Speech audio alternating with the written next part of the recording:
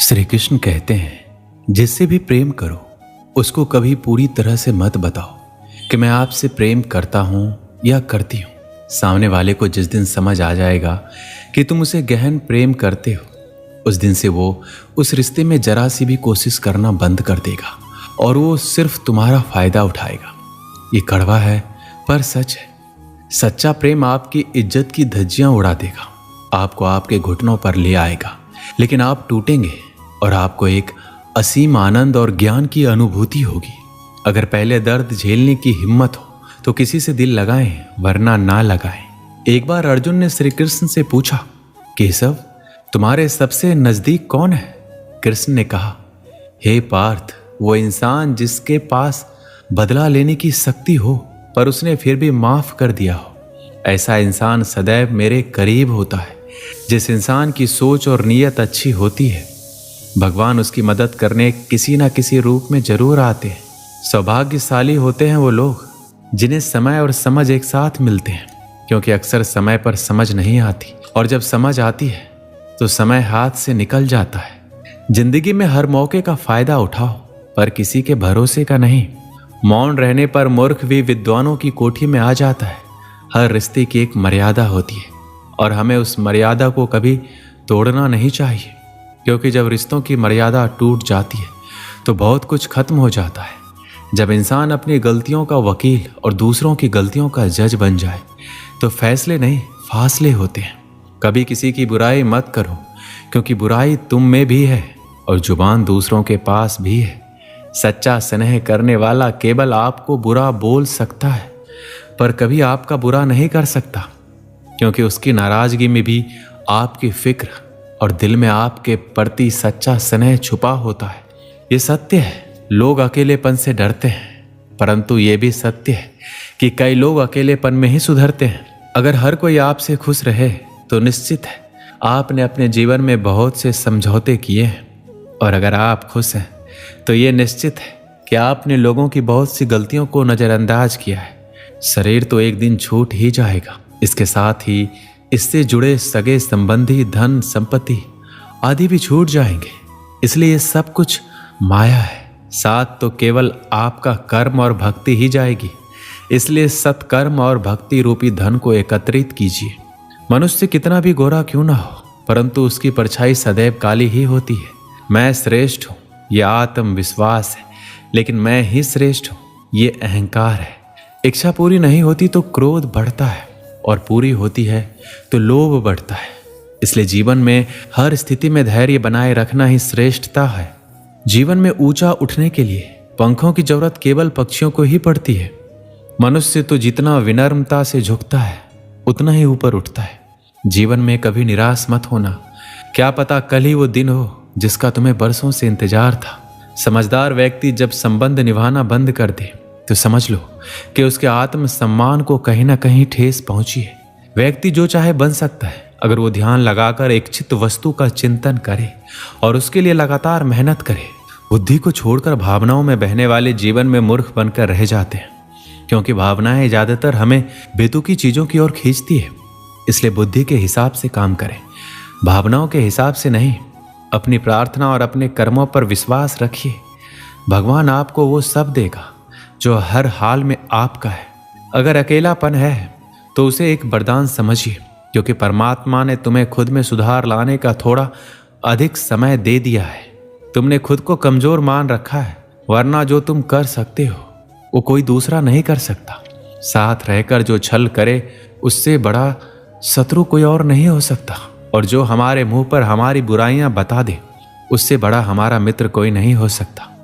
सहारे इंसान को खोखला कर देते हैं और उम्मीदें कमजोर। अपनी ताकत के बल पर जीना शुरू कीजिए। आपका खुद से अच्छा साथी और हमदर्द कोई और नहीं हो सकता। यदि किसी काम को करने में डर लगे तो याद रखना, यह संकेत है कि आपका काम वाकई में बहादुरी से भरा हुआ है। जिंदगी में जितना अधिक उम्मीद करेंगे उतना ही अधिक निराशा हाथ लगेगी। कर्म में विश्वास रखिए, आपको अपनी अपेक्षाओं से सदैव अधिक मिलेगा। किसी भी बात से हिम्मत ना हारना, क्योंकि ठोकरें इंसान को चलना सिखाती है। आज आप जो संघर्ष कर रहे हैं वह उस ताकत को विकसित कर रहा है जिसकी आपको कल जरूरत है। दर्द आपको मजबूत बनाता है, आंसू आपको बहादुर बनाते हैं, दिल की धड़कन आपको समझदार बनाती है। इसलिए बेहतर भविष्य के लिए अतीत को धन्यवाद दे।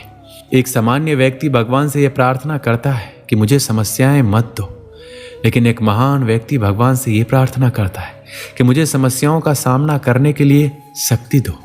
5 चीजों को अभी छोड़ दीजिए। सबको खुश करना, दूसरों से उम्मीद रखना, अपने भूतकाल में जिंदगी जीना, अपने आप को किसी से कम आंकना और बहुत ही ज्यादा सोचना। तभी आप बेहतर जिंदगी जी पाएंगे। जो लोग हमसे कहते हैं कि वो हमसे बहुत प्यार करते हैं, अक्सर वही लोग हमारा दिल दुखाने में कोई कसर नहीं छोड़ते। जिस इंसान पर हम सबसे ज्यादा भरोसा करते हैं वो हमसे झूठ बोलने से पहले एक बार भी नहीं सोचता। आजकल किसी के गुणों से ज्यादा रंग, रूप और कपड़ों को भी देखा जाता है, पर याद रखना, रंग और कपड़े तो एक दिन धोखा दे जाते हैं। जिसमें गुण है वही हमेशा साथ निभाएंगे। जिस इंसान ने आपको एक बार धोखा दिया है, उसे चाहे आप कितना भी माफ करो, वो एक दिन आपको फिर से धोखा देगा। क्योंकि इंसान की सूरत तो बदल सकती है, लेकिन सीरत कभी नहीं बदलती। जिस इंसान पर प्यार में हम सब कुछ लुटा देते हैं, बदले में सिर्फ प्यार देने तक का भी उसकी औकात नहीं होती। मदद लेने तो सब आ जाते हैं, लेकिन जब आपको मदद की जरूरत होती है तो मदद करने वाला कोई नहीं दिखता। कभी किसी और के लिए जीने का प्रयास मत करो। किसी और की दृष्टि में अच्छा बनने की चेष्टा मत करो। हम अकेले आए हैं, अकेले ही जाएंगे। हम जैसा कर्म करेंगे वैसा ही फल पाएंगे। जो बीत गया उसे भूल जाओ। जो कर रहे हो उस पर विश्वास रखो। जो होगा उसकी चिंता छोड़ दो। बस तुम्हें मात्र अपने कर्म करने हैं। पुरस्कृत करने का कार्य नियति का है। अच्छे कर्म अच्छे ही फल देते हैं। जो अपने परिवार से अत्यधिक जुड़ा है उसे भय और चिंता का सामना करना पड़ता है, क्योंकि सभी दुखों की जड़ लगाव है। इसलिए खुश रहने के लिए लगाव छोड़ देना चाहिए। वो जो हमारे चिंतन में रहता है वह करीब है, भले ही वास्तविकता में वह दूर क्यों ना हो। लेकिन जो हमारे हृदय में नहीं है वो करीब होते हुए भी बहुत दूर है। जिसका ज्ञान बस किताबों तक सीमित है और जिसका धन दूसरों के कब्जे में है, वह जरूरत पड़ने पर ना अपना ज्ञान प्रयोग कर सकता है, ना ही धन। जो लोग परमात्मा तक पहुंचना चाहते हैं उन्हें वाणी, मन और इंद्रियों की पवित्रता और एक दयालु हृदय की आवश्यकता होती है। एक बार की बात है, एक गरीब लड़का छोटे मोटे सामान बेचकर अपने घर का खर्च और स्कूल का फीस जुटाता था।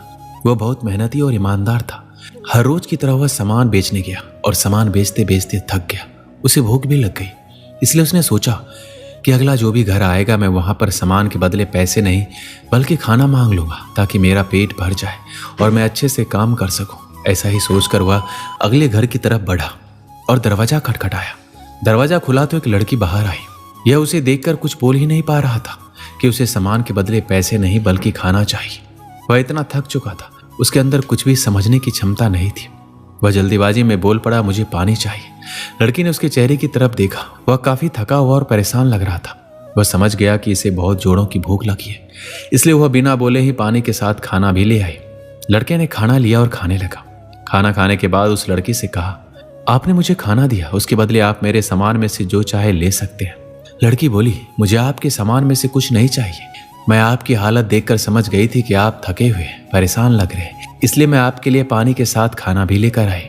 मेरी माँ कहती है हमेशा अच्छे कर्म करते रहना चाहिए, ईश्वर की भी यही इच्छा होती है।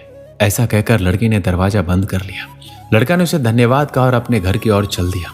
समय बीतता गया और धीरे धीरे उस लड़के ने अपना स्कूल पूरा किया।